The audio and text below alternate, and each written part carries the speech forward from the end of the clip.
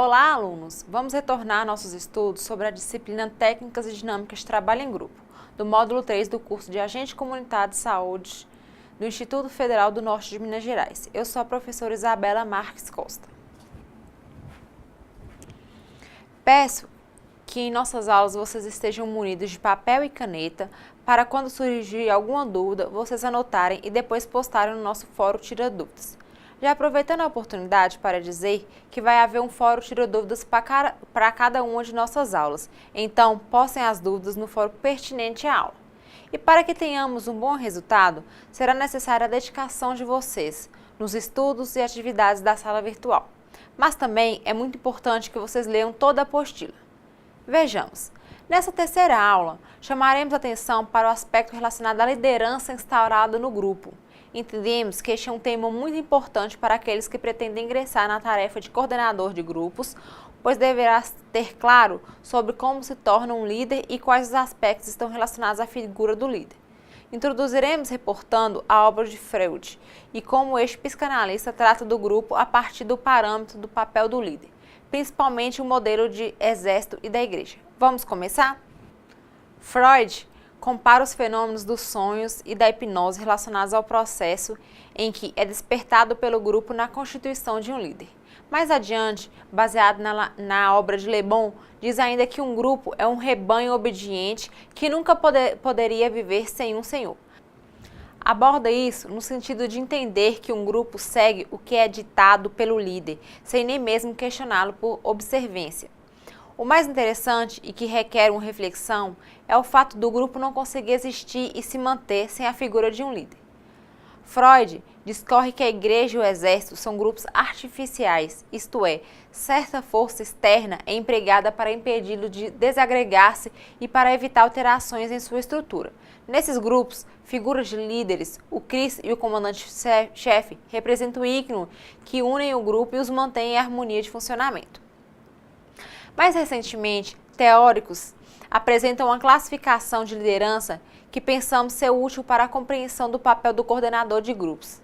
Segundo Mikucini, a liderança é exercida tanto no nível da tarefa quanto no nível socioemocional de um grupo. Além disso, admite-se através do controle e da participação a ocorrência de 4 estilos de liderança. São elas: a diretiva ou autoritária, de apoio, participativa e orientada para a realização.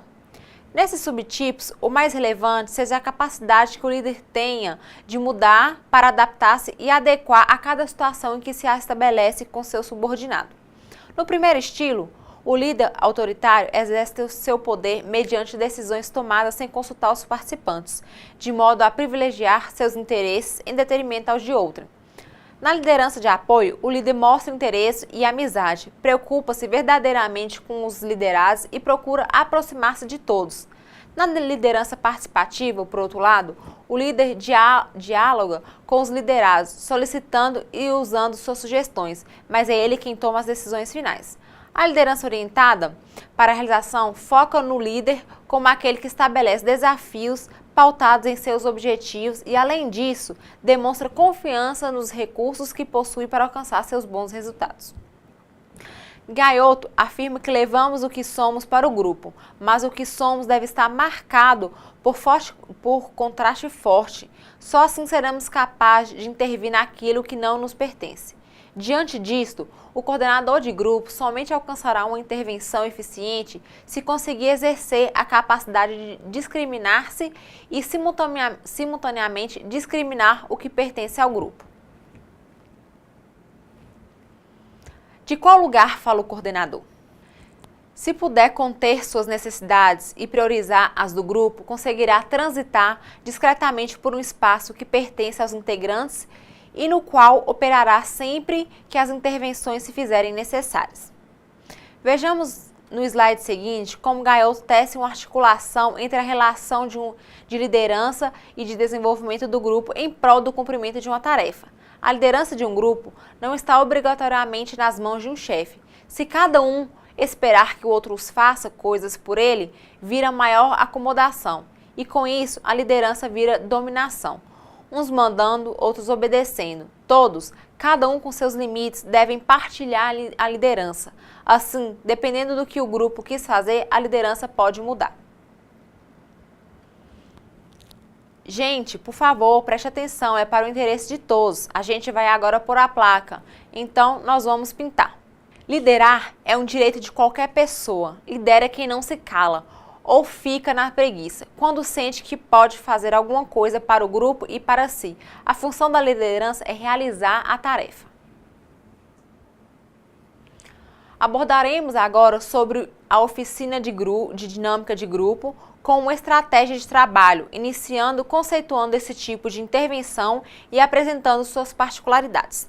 Destacamos alguns temas que serão apresentados e contextualizados como forma de abordá-los em perspectiva grupal, como autoconhecimento, autoestima, tomada de decisão, dentre outros. Discorreremos sobre a oficina de dinâmica de grupo como um método de intervenção psicossocial, como apresenta a autora e psicóloga Maria Lúcia Afonso, que é conhecedora sobre a atuação de atividades grupais com fins terapêuticos. Essa autora expõe que a oficina usa informações e reflexão, mas se distingue de um projeto apenas pedagógico, porque trabalha também com significados afetivos e as vivências relacionadas com o tema a ser discutido. Com relação às dimensões e resultados alcançados com a oficina de dinâmica de grupo, a autora acrescenta ainda que, como intervenção psicossocial, a oficina tem uma dimensão ou potencialidade terapêutica, na medida em que facilita o insight e a elaboração sobre questões subjetivas, interpessoais e sociais.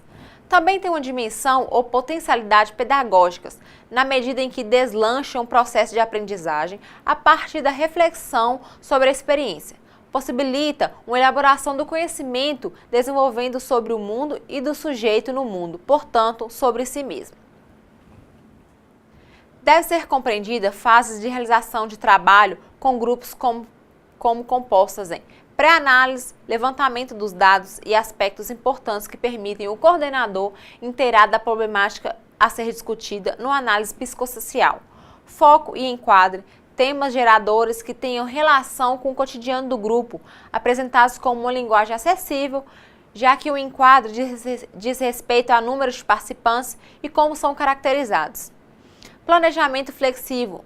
O coordenador deve se preparar para a ação, estando ciente de que no acompanhamento do processo do grupo podem ser identificadas necessidades de mudança no planejamento inicial.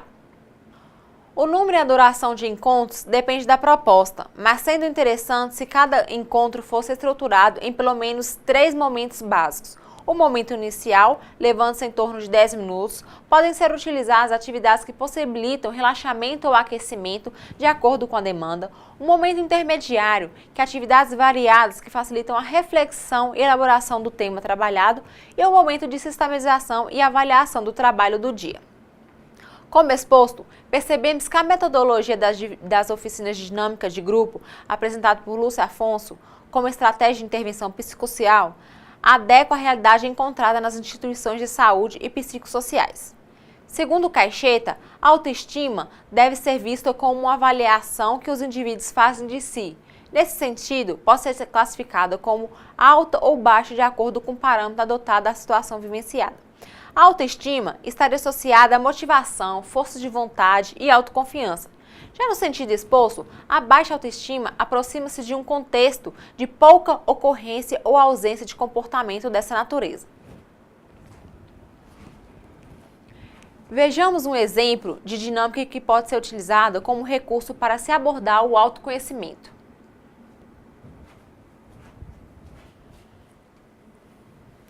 A dinâmica apresentada favorece uma reflexão a respeito de situações difíceis e como um grupo deve se portar para entrar em consenso e alcançar um objetivo comum.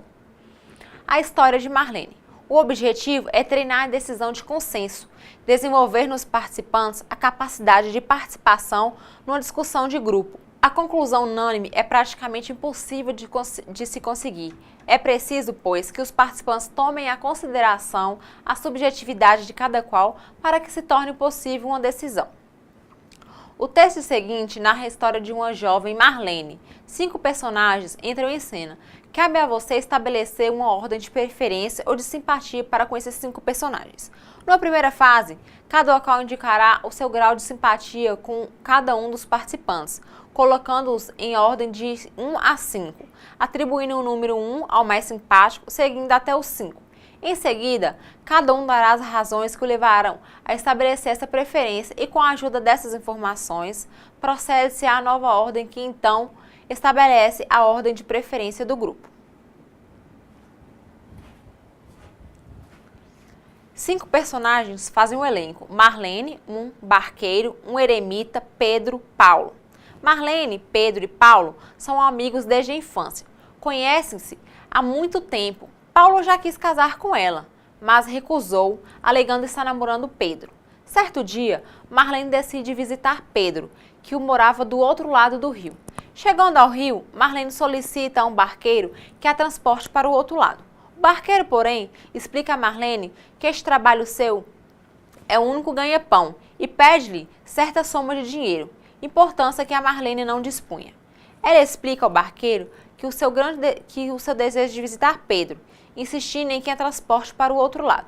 Por fim, o barqueiro aceita, com a condição de receber em troca um manto que usava. Marlene hesita e resolve ir consultar um eremita que morava perto. Conta-lhe a história, o seu grande desejo de ver Pedro e o pedido do barqueiro, solicitando no final um conselho. Respondeu: compreendo a situação, mas não posso, na atual circunstância, dar-lhe nenhum tipo de conselho. Se quiser, podemos dialogar a respeito, ficando a decisão final por sua conta. Marlene retorna ao riacho e decide aceitar a última proposta do barqueiro. Atravessa o rio e vai visitar Pedro, onde passa 3 dias bem feliz. Na manhã do 4º dia, Pedro recebe um telegrama. Era a oferta de um emprego muito bem remunerado no exterior, coisa que há muito tempo aguardava. Comunica imediatamente a notícia a Marlene e na mesma hora a abandona. Marlene cai numa tristeza profunda e resolve dar um passeio, encontrando-se com Paulo, a quem conta a razão de sua tristeza. Paulo compadece dela e procura consolá-la. Depois de certo tempo, Marlene diz a Pedro: sabe que tempos atrás me pediu em casamento e eu recusei, porque não o amava bastante, mas hoje penso amá-lo o suficiente para casar com você. Pedro retrucou: é tarde demais, não estou interessado em tomar os restos dos outros. Agora você irá dar um passo significativo, pois aprenderá sobre o processo de mudança. Até aqui, você já tem conhecimento suficiente para planejar e executar um trabalho com grupos. No entanto, conhecer sobre a mudança irá contribuir para o seu investimento no trabalho de grupos. Algumas mudanças têm sido visíveis e intensificadas na transição do milênio. Dentre elas, a família, a crise de identidade, valores humanísticos, a globalização, neoliberalismo, dentre outros. Nossas experiências nos grupos com certeza também sofrem mudanças. Falamos isso considerando que as relações grupais na família, com vizinhos, colegas de trabalho, de igreja e na comunidade de modo geral são pautados em novos modelos de relacionamento. Provavelmente, os valores que regiam os grupos de outrora não são os mesmos que os tempos atuais. Por consequente, tendo em vista que nossas experiências e vivências em grupos refletem significativamente nas atitudes que tomamos diante das dificuldades que nos são apresentadas. Por isso, os sentimentos e emoções despertadas em vivências grupais, na igreja, com amigos, familiares, na escola, trabalho ou time de futebol devem ser levados em conta quando abordamos sobre o enfrentamento às mudanças em nossas vidas e o que possibilita encarar novas situações. Outro ponto importante refere-se à mobilização interna, que se contrasta entre o mundo interno e também o mundo externo. À medida que o mundo ao nosso redor se movimenta, ele gera mudanças em nosso interior e faz mudar a visão que temos de nós mesmos, dos outros e do ambiente que vivemos. O processo de mudança afeta a todos e impacta nas relações dos grupos. O que vai mudar é como encarar essas mudanças, crise ou oportunidade. Cabe a cada um adaptar-se à realidade e ela esteja enfrentando e enxergar as alternativas possíveis para mudar. Vejamos o texto a seguir, que explica como a mudança pode ser encarada a partir de fatos simples. É um convite a você, cursista, mude-se. Mudança. Sente-se em outra cadeira, do outro lado da mesa. Mais tarde, mude de mesa. Quando sair, procure andar por outro lado da rua. Depois, mude de caminho, ande por outras ruas, calmamente, observando com atenção os lugares por onde você passa. Tome ônibus diferente. Mude por uns tempos o estilo das roupas. Dê os seus sapatos velhos. Procure andar descalço alguns dias.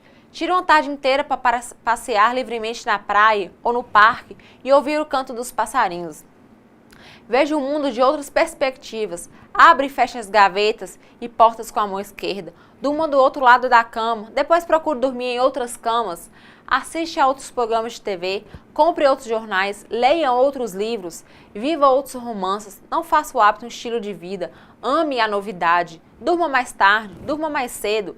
Aprenda uma palavra nova por dia, uma outra língua. Corrija a postura, coma um pouco menos, escolha comidas diferentes, novos temperos, novas cores, novas delícias. Tente novo todo dia, o novo lado, o novo método, o novo sabor, o novo jeito, o novo prazer, o novo amor.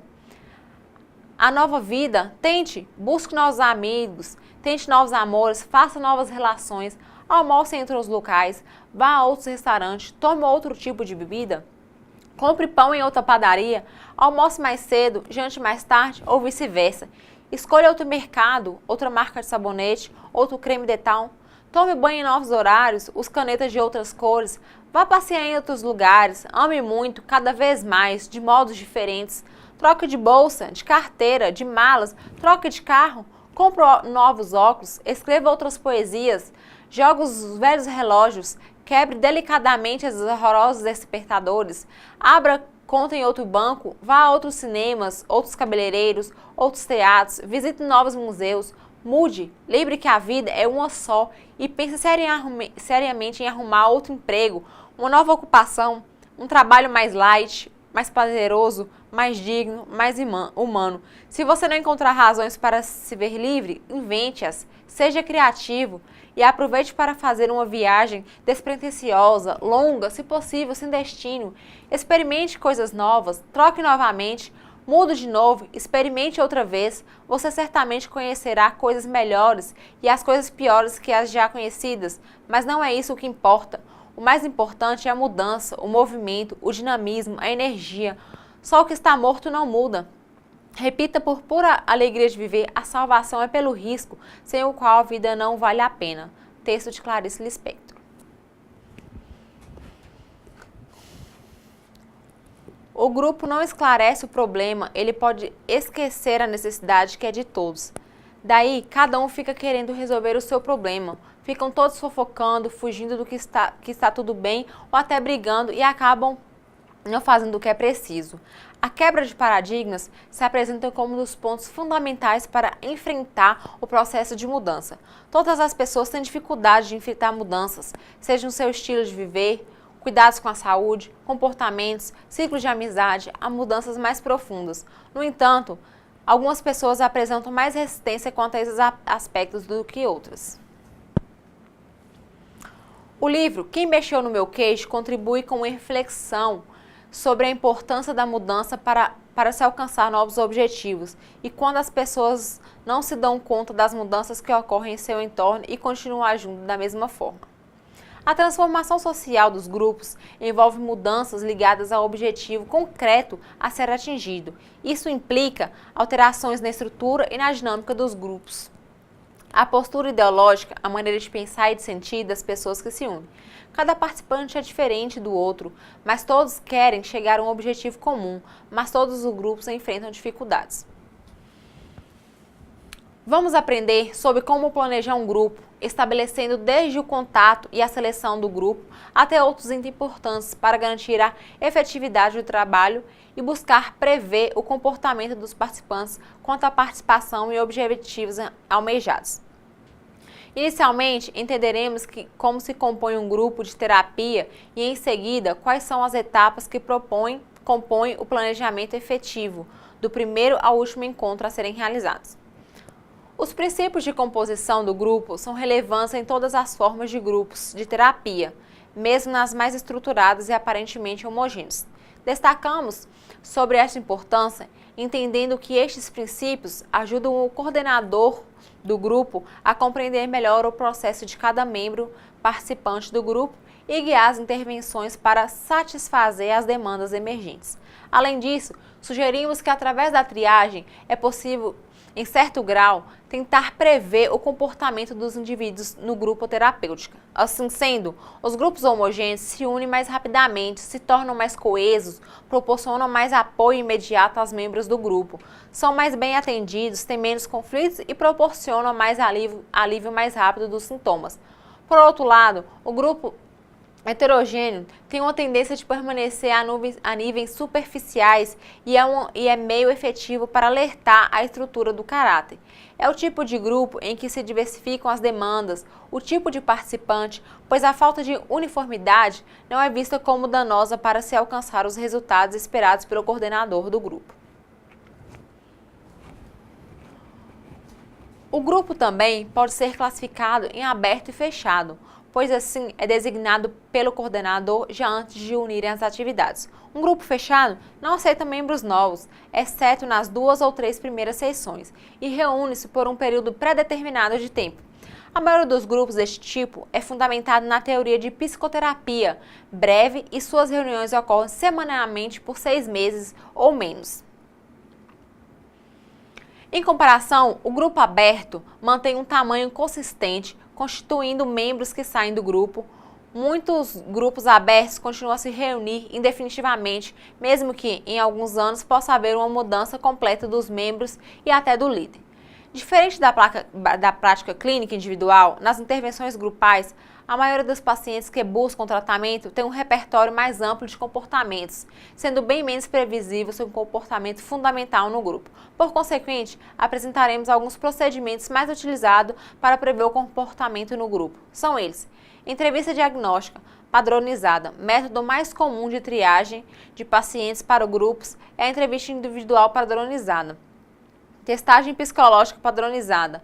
Procedimentos diagnósticos especializados. Amostragem direta de comportamentos relevantes para o grupo. Entrevista interpessoal de admissão.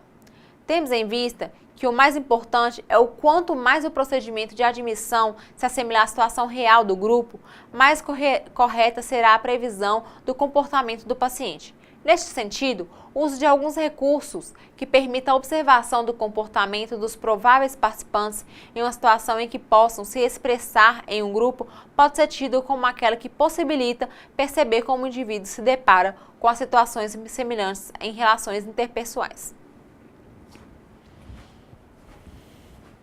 Como vimos, a etapa do planejamento do grupo é de extrema importância para se alcançar os objetivos pretendidos com o grupo. Falamos isso no sentido de que é necessário o rigorismo na seleção do grupo a ser executado, contam com indicações e contraindicações, bem como evitar a participação, pobre ou abandono prematuro, composição inadequada e desconforto contratransferencial. Nesse sentido, devemos levar em conta o local, o tempo, tamanho e preparação para garantir um bom planejamento do grupo e que atenda às demandas específicas de cada um. No caso da escolha do local, qualquer sala que proporcione privacidade e seja livre de distrações. Outra questão importante diz respeito à duração e frequência das reuniões, que podem ocorrer entre 1 ou 5 vezes por semana.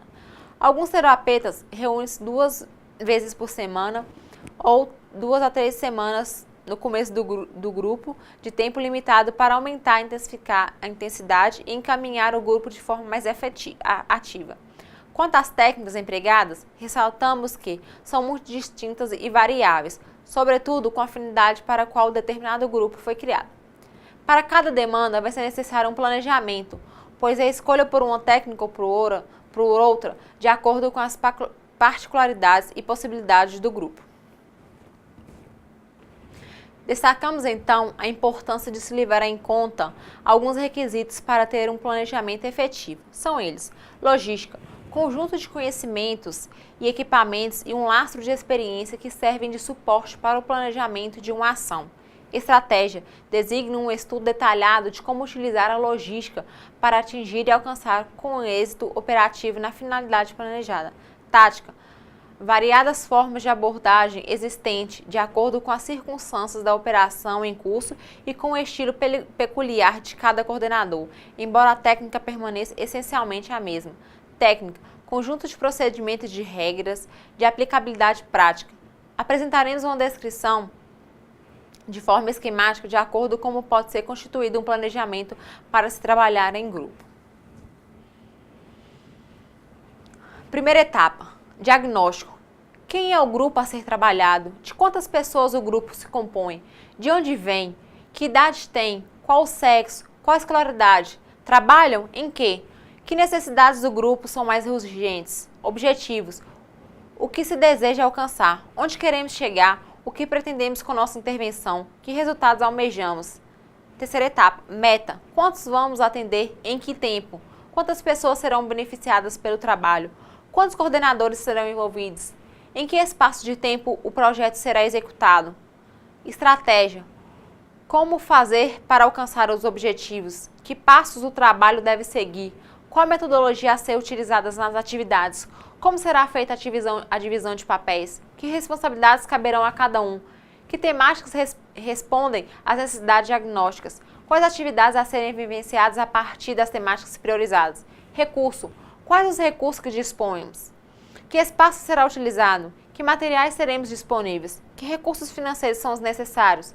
Que pessoas serão envolvidas nas atividades? Cronograma. Qual o tempo disponível para o trabalho? Quantos meses? Quantos encontros? Quantas horas por cada encontro? Que temáticas serão desenvolvidas em cada encontro? Sétima etapa, acompanhamento e avaliação. O que conseguimos? O que manter? O que modificar? De que forma avaliar o trabalho? Quando avaliar? Que objetivos foram alcançados? Quais as mudanças observadas nas pessoas envolvidas e no ambiente? Que modificações são necessárias? Que providências tomar para as modificações que ocorram? Sobre o enquadre, inicialmente, cabe destacar que este é caracterizado pela soma de todos os procedimentos que organizam, normatizam e possibilitam o funcionamento grupal. Portanto, é o momento em que deixa claro as regras do jogo. Portanto, resulta da conjunção de regras, atitudes e combinações, como o local das reuniões, horários, periodicidade, férias, honorários, número médio de participantes. Outro aspecto que o coordenador não poderia deixar de lado diz respeito ao fato de uma ideia clara da função que elas estão representadas para um determinado momento de dinâmica do grupo. Para isso, é preciso discriminar entre as resistências inconscientes e que são bem-vindas ao campo grupal, as ansiedades emergentes e excessivos atrasos e faltas, decréscimo da leitura de texto, discussões mornas, apatia, pois são indicativos de algum tipo de resistência do participante do grupo. Além do manejo das resistências, é necessário frisar sobre a importância do manejo da transferência, já que há transferência em tudo, mas nem tudo é transferência. Elas podem se manifestar como transferências cruzadas, tanto com relação ao coordenador quanto aos outros membros do grupo. Pode ser de 4 níveis de cada indivíduo para com os seus pares, de cada um em relação à figura central do coordenador, de cada um para o grupo com sua totalidade e do todo grupal em relação ao coordenador. A tendência ao action ou actuação vem crescendo em virtude do seu uso como instrumento técnico, pois representa uma conduta que constitui sentimentos de que alguma forma ainda não foram identificados no plano consciente. Por outro lado, é fundamental conhecer que eles podem ser benignos ou malignos. No caso de serem benignos, manifestam-se através de conversas pré e pós-reuniões, encontros sociais entre outros participantes, acompanhamentos dos respectivos cônjuges. Já os malignos são de natureza psicopáticas. Sobre a comunicação, Zimmermann e Osório partem do pressuposto de que o grupo é um excelente campo de observação de como são transmitidas e recebidas as mensagens verbais, como as possíveis distorções e reações por parte de todos. Além disso, é importante destacar que a comunicação não é somente verbal. Outros mecanismos como gestos, tipos de vestimenta, maneirismo, somatizações, silêncios, choros são comunicativos elementos da comunicação verbal. Outro requisito diz respeito à atividade interpretativa. O uso da expressão é escolhido por entender a abrangência de recursos por parte do coordenador do grupo, como clareamento, assinalamentos de paradoxos, conforto entre a realidade e o imaginário, abertura de novas vértices de percepção de uma determinada experiência emocional. Assim, entende que a capacidade de interpretação não está pronta e acabada, sendo adequada a cada estilo de coordenador, bem como da demanda apresentada no contexto das relações grupais. Mais adiante, recorreremos ao entendimento das funções do ego, no sentido de que esta é despertada pela instauração do campo grupal. Para isso, os indivíduos utilizam a capacidade de percepção, pensamento, conhecimento, juízo crítico, discriminação e comunicação. Outro fenômeno grupal destacado por Zimmermann e Osório diz respeito ao desempenho de papéis por parte de cada um do grupo. Aborda essa temática por entender que o indivíduo também está executando estes mesmos papéis nas diversas áreas de sua vida, seja no âmbito familiar, profissional ou social. Particularmente, um quesito que carece de explanação se refere aos vínculos, que já vai muito além de ligações vinculares entre as pessoas, do amor e do ódio, do conhecimento, do reconhecimento. Portanto, o manejo e a compreensão dos vínculos despertados nos grupos configura-se como um excelente recurso para a condução dos trabalhos com grupos, na abordagem de casais, famílias, grupos de instituições. Por fim, o ponto crucial se diz respeito ao término do grupo, que pode ocorrer por dois motivos: pela finalização do grupo, seja pela dissolução, seja por uma combinação prévia ou pelo encerramento por parte de uma pessoa, mesmo que o grupo continue. Ainda que saber terminar algo implica não somente no término das atividades dos grupos ou no fim destes, mas pode ser uma tarefa, um tratamento, um casamento, pois todos estes representam um significativo crescimento mental. Portanto, o término do grupo deve ser planejado, assim como o início das atividades do grupo. O coordenador do grupo, o terapeuta, tem de ter esclarecimentos, critérios de términos e um manejo adequado para cada situação em particular que envolve as possibilidades do término. Nesse sentido, o término adequado do grupo terapeuta apoia-se em um referencial teórico e sustentação dos objetivos alcançados pelo grupo. Para finalizar o encontro, por exemplo, o coordenador de grupo pode recorrer a uma intervenção mais reflexiva ou relaxante, que permite os participantes despedirem-se, mantendo a serenidade para retornar às suas atividades cotidianas, levando um bem-estar do encontro realizado. Já sobre o final do grupo, Afonso alerta que é um processo de elaboração do luto e avaliação do processo grupal. Assim, o coordenador deve ser capaz de abrir espaço para que o grupo perceba a sua gama de sentimentos e possa elaborar seus ganhos e perdas, seu processo de crescimento, o que foi incorporado, o que será transportado para outras vivências e contextos. Portanto, será realizado como o coordenador achar mais conveniente, contanto que atenda às necessidades da amarração necessária para o fim do grupo, reavaliando as vivências e intervenções conceitualizadas às situações vividas. Encerramos mais uma aula. Espero que tenham aprendido bastante nesse nosso terceiro encontro. Não esqueçam de participar dos fóruns e discussões de Tira Dúvidas e até a próxima aula.